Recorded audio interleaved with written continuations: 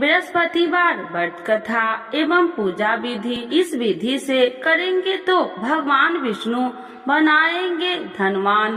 बृहस्पतिवार का दिन भगवान विष्णु को समर्पित है। कहते हैं कि जो व्यक्ति हर गुरुवार भगवान विष्णु की पूजा करता है और गुरुवार की कथा सुनता है, गुरु बृहस्पति की और भगवान विष्णु की कृपा से उनकी सभी परेशानियां दूर हो जाती है। लेकिन गुरुवार की व्रत कथा और पूजा के कुछ नियम है जिनका बड़ी ही सावधानी से पालन करना चाहिए।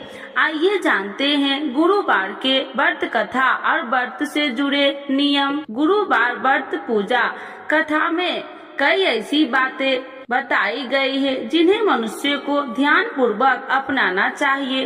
कहते हैं जो व्यक्ति श्रद्धा भाव से गुरुवार को भगवान विष्णु की पूजा करता है और गुरुवार व्रत की कथा कहता है और सुनता है, उसकी गरीबी और कष्ट को भगवान विष्णु दूर करते हैं। जीवन में सुख समृद्धि के लिए गुरुवार के दिन आप भी इस गुरुवार व्रत कथा को सुने या पढ़े। बृहस्पतिवार के दिन सूर्योदय से पहले ही उठे और नित्य क्रम से नियुक्त होकर पीले रंग के वस्त्र पहने, पूरे घर में गंगा जल छिड़के। इसके बाद पूजा घर में श्री हरि विष्णु की मूर्ति या चित्र स्थापित करे। फिर पीले रंग के गंध, पुष्प और अक्षत चढ़ाए। इसके बाद चना, गुड़ और मुनक्का चढ़ाकर विधि विधान से पूजन शुरू करे। मंत्र का जाप करे। मंत्र ओम नमो भगवते वासुदेवाय नमः। इस मंत्र का जाप करे। व्रत की कथा पढ़े। कथा पढ़ने के बाद केले के पेड़ में जल चढ़ाए। बृहस्पतिवार व्रत की कथा। तो एक बार बोलिए प्रेम से विष्णु भगवान की जय, लक्ष्मी माता की जय। मंत्र उच्चार के बाद बृहस्पतिवार व्रत की कथा पढ़े। यह इस प्रकार से है कि प्राचीन समय की बात है। भारत वर्ष में एक राजा राज्य करता था। वह बड़ा प्रतापी और दानी था। वह नित्य गरीबों और ब्राह्मणों की सेवा सहायता करता था। वह प्रतिदिन मंदिर में भगवान दर्शन करने जाता था, लेकिन यह उसकी रानी को अच्छा न लगता। न वह व्रत करती और न ही किसी को एक पैसा दान में देती। राजा को भी ऐसा करने से मना किया करती। एक समय की बात है कि राजा शिकार खेलने वन को चले गए। घर पर रानी और दासी थी। उस समय गुरु बृहस्पति साधु का रूप धारण कर राजा के दरवाजे पर भिक्षा मांगने आए।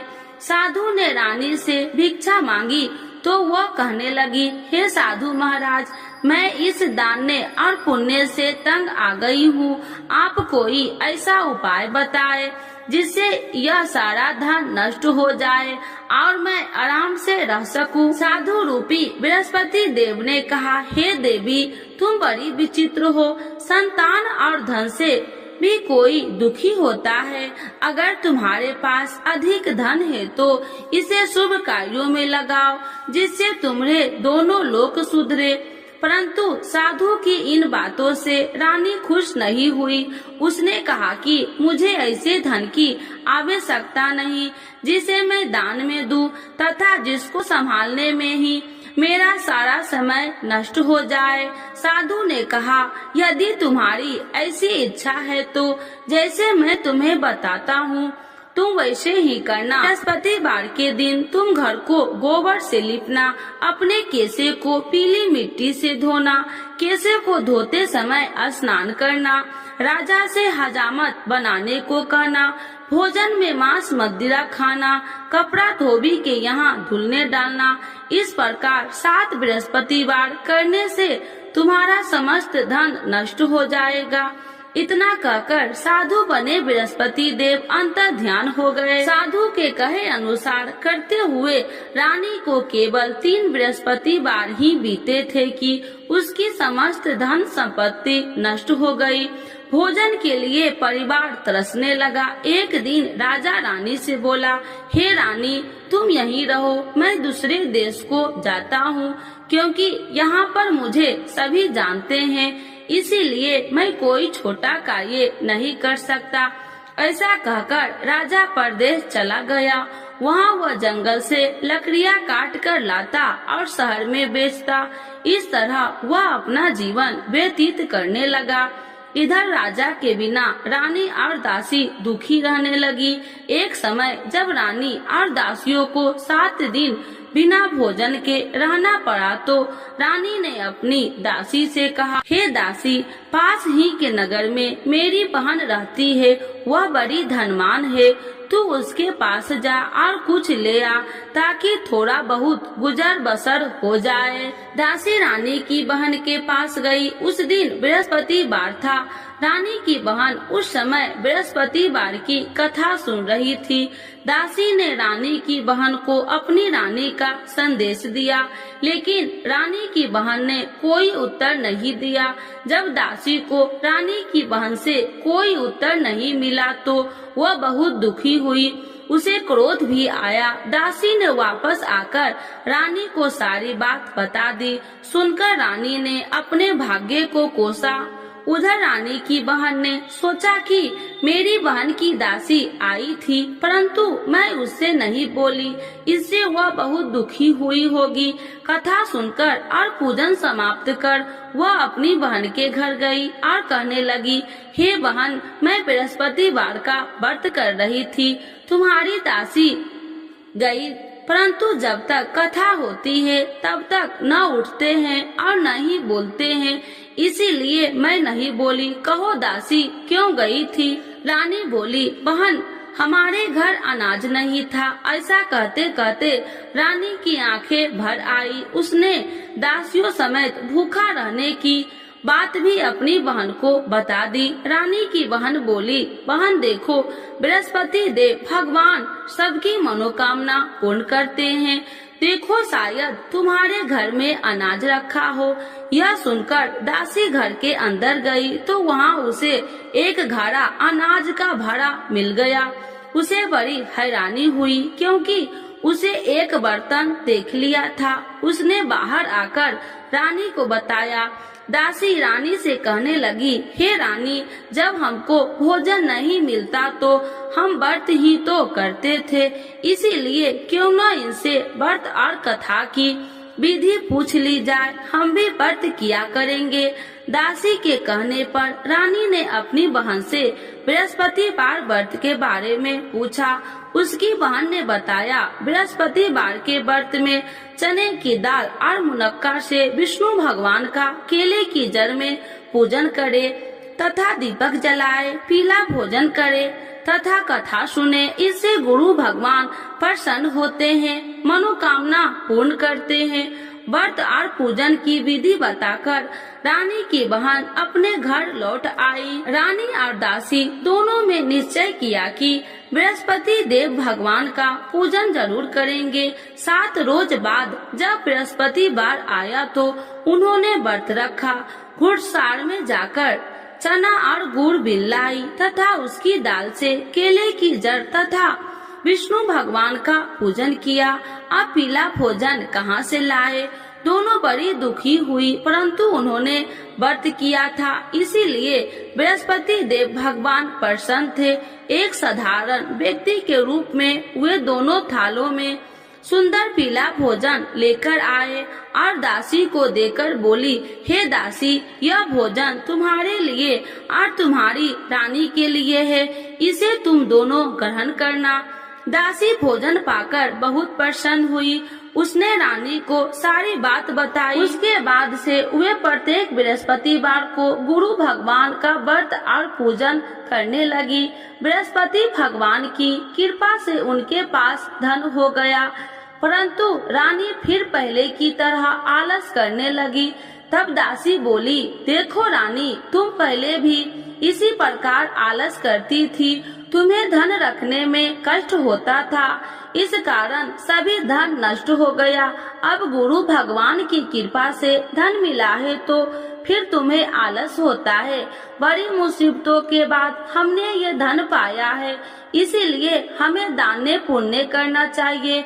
अब तुम भूखे मनुष्यों को भोजन कराओ, प्याव लगवाओ, ब्राह्मणों को दान दो, कुआं, तालाब, बावड़ी आदि का निर्माण कराओ, मंदिर, पाठशाला बनाकर ज्ञान दो, कुमारी कन्याओं का विवाह करवाओ, अर्थात धन को शुभ कार्यों में खर्च करो, जिससे तुम्हारे कुल का यश बढ़ेगा तथा स्वर्ग की प्राप्ति हो और पितृ प्रसन्न हो।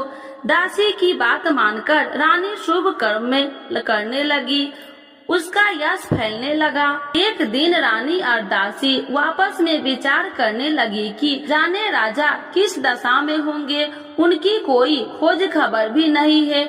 उन्होंने श्रद्धा पूर्वक गुरु बृहस्पतिवार भगवान से प्रार्थना की, राजा जहाँ कहीं भी हो शीघ्र वापस आ जाए। उधर राजा परदेश में बहुत दुखी रहने लगा। वह प्रतिदिन जंगल से लकड़ियाँ बीन कर लाता और उसे शहर में बेचकर अपने दुखी जीवन को बड़ी कठिनता से व्यतीत करता। एक दिन दुखी हो अपनी पुरानी बातों को याद करके वह रोने लगा और उदास हो गया। उसी समय राजा के पास बृहस्पति देव साधु के भेष में आकर बोले, हे लकड़हारे, तुम इस सुनसान जंगल में किस चिंता में बैठे हो, मुझे बतलाओ। यह सुन राजा के नेत्रों में जल भर गया और साधु की वंदना कर राजा ने अपनी संपूर्ण कहानी सुना दी। महात्मा दयालु होते हैं। वे राजा से बोले, हे राजा, तुम्हारी पत्नी ने बृहस्पति देव के प्रति अपराध किया था, जिसके कारण तुम्हारी यह दशा हुई। अब तुम चिंता मत करो, भगवान तुम्हें पहले से अधिक धन देंगे। देखो, तुम्हारी पत्नी ने बृहस्पतिवार का व्रत प्रारंभ कर दिया है। अब तुम भी बृहस्पतिवार का व्रत करके चने की दाल व गुड़ जल के लोटे में डालकर केले का पूजन करो। फिर कथा कहो या सुनो, भगवान तुम्हारी सब मनोकामनाओं को पूर्ण करेंगे। साधु की बात सुनकर राजा बोले, हे प्रभु, लकड़ी बेचकर तो इतना पैसा भई नहीं बचता जिससे भोजन के उपरांत कुछ बचा सकूं। मैंने रात्रि में अपनी रानी को व्याकुल देखा है। मेरे पास कोई साधन नहीं जिससे उसका समाचार जान सकूं। फिर मैं कौन सी कहानी कहूँ, यह भी मुझको मालूम नहीं। साधु ने कहा, हे राजा, मन में बृहस्पति भगवान के पूजन व्रत का निश्चय करो, वे स्वयं तुम्हारे लिए कोई राह बना देंगे। बृहस्पतिवार के दिन तुम रोजाना की तरह लकड़ियाँ लेकर शहर में जाना। तुम्हें रोज से 2 गुना धन मिलेगा, जिससे तुम भली भांति भोजन कर लोगे तथा बृहस्पति देव की पूजा का सामान भी आ जाएगा। धीरे धीरे समय व्यतीत होने पर फिर बृहस्पतिवार का दिन आया। राजा जंगल से लकड़ियाँ काटकर शहर में बेचने लगा। उसे उस दिन और 2 दिनों से अधिक धन मिला। राजा ने चना गुड़ आदि लाकर बृहस्पतिवार का व्रत किया। उस दिन से उसके सभी कलेश दूर हुए। परंतु जब अगले गुरुवार का दिन आया तो वह बृहस्पतिवार का व्रत करना भूल गया। इस कारण बृहस्पति भगवान नाराज हो गए। उस दिन उस नगर के राजा ने विशाल यज्ञ का आयोजन किया था तथा अपने समस्त राज्यों में घोषणा करवा दी कि सभी मेरे यहाँ भोजन करने आवे, किसी के घर चूल्हा न जले। इस आज्ञा को जो न मानेगा उसको फांसी दे दी जाएगी। राजा की आज्ञा अनुसार राज्य के सभी वासी राजा के भोजन में सम्मिलित हुए, लेकिन लकड़हारा कुछ देर से पहुंचा, इसीलिए राजा को उसको अपने साथ महल में ले गए। जब राजा लकड़हारे को भोजन करा रहे थे तो रानी की दृष्टि उस खूंटी पर पड़ी जिस पर उसका हार लटका हुआ था। उसे हार खूंटी पर लटका दिखाई नहीं दिया। रानी को निश्चय हो गया कि मेरा हार इस लकड़हारे ने चुरा लिया है। उसी समय सैनिक बुलाकर उसको जेल में डलवा दिया। लकड़हारा जेल में विचार करने लगा कि जाने कौन से पूर्व जन्म के कर्म से मुझे यह दुख प्राप्त हुआ है, और जंगल में मिले साधु को याद करने लगा। तत्काल बृहस्पति देव साधु के रूप में प्रकट हो गए और कहने लगे, अरे मूर्ख, तूने बृहस्पति देवता की कथा नहीं की, इसी कारण तुझे यह दुख प्राप्त हुआ है। अब चिंता मत कर, बृहस्पतिवार के दिन जेल खाने के दरवाजे पर तुझे 4 पैसे पड़े मिलेंगे, उनसे तू बृहस्पतिवार की पूजा करना तो तेरे सभी कष्ट दूर हो जाएंगे। अगले बृहस्पतिवार उसे जेल के द्वार पर 4 पैसा मिले।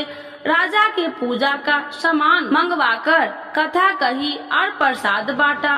उसी रात्रि में बृहस्पति देव ने उस नगर के राजा को स्वप्न में कहा, हे राजा, तूने जिस जेल में बंद किया है उसे कल छोड़ देना, वह निर्दोष है। राजा प्रातः काल उठा और खूंटी पर हार टंगा देकर लकड़हारे को बुलाकर क्षमा मांगी तथा राजा के योग्य सुंदर वस्त्र आभूषण भेंट कर उसे विदा किया। गुरुदेव की आज्ञा अनुसार राजा अपने नगर को चल दिया। राजा जब नगर के निकट पहुंचा तो उसे बड़ा ही आश्चर्य हुआ। नगर में पहले से अधिक बाग, तालाब और कुएं तथा बहुत सी धर्मशालाएं, मंदिर आदि बने हुए थे। राजा ने पूछा कि यह किसका बाग और धर्मशाला है।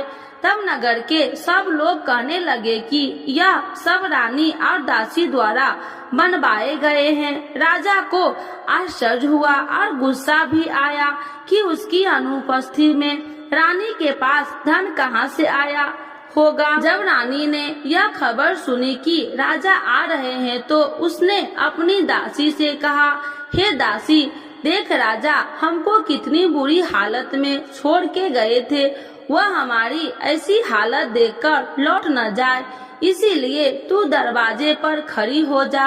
रानी की आज्ञा अनुसार दासी दरवाजे पर खड़ी हो गई और जब राजा आए तो उन्हें अपने साथ महल में लिवा आई। तब राजा ने क्रोध करके अपनी तलवार निकाली और पूछने लगी, बताओ यह धन तुम्हें कैसे प्राप्त हुआ। तब रानी ने सारी कथा कह सुनाई। राजा ने निश्चय किया कि मैं रोजाना दिन में 3 बार कहानी कहा करूँगा और रोज व्रत किया करूँगा। अब हर समय राजा के दुपट्टे में चने की दाल बंधी रहती तथा दिन में 3 बार कथा कहता। एक रोज राजा ने विचार किया कि चलो अपनी बहन के यहाँ हो आऊं। इस तरह का निश्चय कर राजा घोड़े पर सवार हो अपनी बहन के यहाँ चल दिया।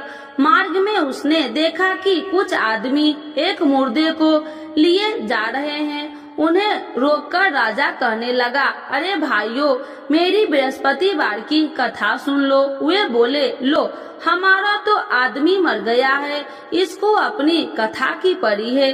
परंतु कुछ आदमी बोले, अच्छा कहो, हम तुम्हारी कथा भी सुनेंगे। राजा ने दाल निकाली और कथा कहनी शुरू कर दी। जब कथा आदि हुई तो मुर्दा हिलने लगा और जब कथा समाप्त हुई तो राम राम कह के वह मुर्दा खड़ा हो गया। राजा आगे बढ़ा, उसे चलते चलते शाम हो गई। आगे मार्ग में उसे एक किसान खेत में हल चलाता मिला। राजा ने उसे कथा सुनने का आग्रह किया, लेकिन वह नहीं माना। राजा आगे चल पड़ा। राजा के हटते ही बैल पछाड़ खाकर गिर गए तथा किसान के पेट में बहुत जोर से दर्द होने लगी। उसी समय किसान की माँ रोटी लेकर आई। उसने जब देखा तो अपने पुत्र से सब हाल पूछा। बेटे ने सभी हाल बता दिया। बुढ़िया दौड़ी दौड़ी उस घुड़सार के पास पहुँची और उसने बोली, मैं तेरी कथा सुनूंगी, तू अपनी कथा मेरे खेत पर ही चलकर कहना। राजा ने लौटकर बुढ़िया के खेत पर जाकर कथा कही, जिसके सुनते ही बैल खड़े हो गए तथा किसान के पेट का दर्द भी बंद हो गया। राजा अपनी बहन के घर पहुंच गया। बहन ने भाई को खूब मेहमानबाजी की। दूसरे रोज प्रातः काल राजा जागा तो वह देखने लगा कि सब लोग भोजन कर रहे हैं। राजा ने अपनी बहन से जब पूछा, ऐसा कोई मनुष्य नहीं है जिसने भोजन नहीं किया हो, जो मेरी बृहस्पतिवार की कथा सुन ले। बहन बोली, हे भैया, यह देश ऐसा ही है। यहाँ लोग पहले भोजन करते हैं, बाद में कोई अन्य काम करते हैं। फिर वह एक कुम्हार के घर गई जिसका लड़का बीमार था। उसे मालूम हुआ कि उसके यहाँ 3 दिन से किसी ने भोजन नहीं किया है। रानी ने अपने भाई की कथा सुनने के लिए कुम्हार से कहा। वह तैयार हो गया। राजा ने जाकर बृहस्पतिवार की कथा कही, जिसको सुनकर उसका लड़का ठीक हो गया। अब तो राजा को प्रशंसा होने लगी। एक दिन राजा ने अपनी बहन से कहा, हे बहन, अब मैं अपने घर जाऊंगा, तुम भी तैयार हो जाओ। राजा की बहन ने अपनी सास से अपने भाई के साथ जाने की आज्ञा मांगी। सास बोली, हाँ चली जा, मगर अपने लड़कों को मत ले जाना, क्योंकि तेरे भाई के कोई संतान नहीं है। बहन ने अपने भाई से कहा, हे भैया, मैं तो चलूंगी, मगर कोई बालक नहीं चलेगा। अपनी बहन को भी छोड़कर दुखी मन से राजा अपने नगर को लौट आया। राजा ने अपनी रानी से सारी कथा बताई और बिना भोजन किए वह सैया पर लेट गया। रानी बोली, हे प्रभु, बृहस्पति देव ने हमें सब कुछ दिए हैं, वे हमें संतान अवश्य देंगे। उसी रात बृहस्पति देव ने राजा को स्वप्न में कहा, हे राजा, उठ, सभी सोच त्याग दे, तेरी रानी गर्भवती है। राजा को यह जानकर बड़ी खुशी हुई। 9वें महीने में रानी के गर्भ से एक सुंदर पुत्र पैदा हुआ। तब राजा बोला, हे रानी, स्त्री बिना भोजन के रह सकती है, परंतु बिना कहे नहीं रह सकती। जब मेरी बहन आए तो तुम मुझसे कुछ मत कहना। रानी ने हाँ कर दी। जब राजा की बहन ने यह शुभ समाचार सुना तो वह बहुत खुशी हुई तथा बधाई लेकर अपने भाई के यहाँ आई। रानी ने तब उसे आने का उलाहना दिया। जब भाई अपने साथ ला रहे थे तो तब टाल गई, उनके साथ न आई और आज अपने आप भागी भागी बिना बुलाए आ गई। तो राजा की बहन बोली, भाई, मैं इस प्रकार न कहती तो तुम्हारे घर औलाद कैसे होती। बृहस्पति देव सभी मनोकामनाएं पूर्ण करते हैं। जो श्रद्धा भाव पूर्वक बृहस्पतिवार का व्रत करता है एवं कथा पढ़ता है अथवा सुनता है और दूसरों को सुनाता है, बृहस्पति देव उसकी सभी मनोकामनाएं पूर्ण करते हैं, उनकी सदैव रक्षा करते हैं। जो संसार में सद्भावना से गुरुदेव का पूजन एवं व्रत सच्चे हृदय से करते हैं, उनकी सभी मनोकामनाएं वैसे ही पूर्ण होती है जैसे सच्ची भावना से रानी और राजा ने बृहस्पति देव की कथा का गुणगान किया तो उनकी सभी इच्छाएं बृहस्पति देव जी ने पूर्ण की। अनजाने में भी बृहस्पति देव की उपेक्षा न करे, ऐसा करने से सुख शांति नष्ट हो जाती है।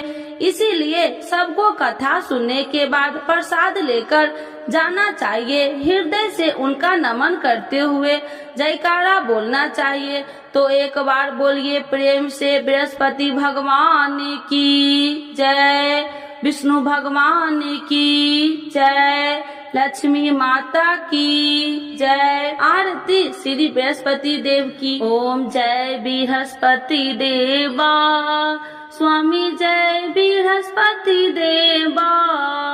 छीने छीने भोग लगाऊं, छीने छीने भोग लगाऊं, कदली फल में बा। ओम जय बृहस्पति देवा, तुम्हें पूरन परमात्मा, तुम्हें अंतर्यामी, स्वामी तुम्हें अंतर्यामी। जगत पिता जगदीश्वर, जगत पिता जगदीश्वर, तुम्हें सबके स्वामी। ओम जय बृहस्पति देवा, चरणामृत निज निर्मल, सब पातक हरिता, स्वामी सब पातक हरिता। सकल मनोरथ दायकी, सकल मनोरथ दायकी कृपा करो भरता। ओम जय बृहस्पति देवा।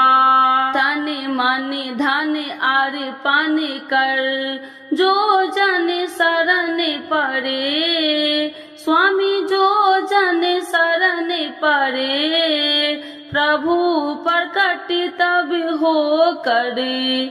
प्रभु प्रकट तब हो कर आकर द्वार खड़े। ओम जय बृहस्पति देवा। दीन दयाल दयानिधि भक्तन हितकारी। स्वामी भक्तन हितकारी पाप दोष सब हरता। पाप दोष सब हरता भव बंधन हारी। ओम जय बृहस्पति देवा। सकल मनोरथ दायकी सब संशय तारो। स्वामी सब संशय तारो विषय विकार मिटाओ। विषय विकार मिटाओ संतन सुखकारी। ओम जय बृहस्पति देवा। जो कोई आरती तेरी प्रेम सहित गावे। स्वामी प्रेम सहित गावे ज्येष्ठानंद बंद सो। ज्येष्ठानंद बंद सो निश्चय पावे। ओम जय बृहस्पति देवा। स्वामी जय बृहस्पति देवा। बृहस्पति भगवान की जय। विष्णु भगवान की जय। लक्ष्मी माता की जय।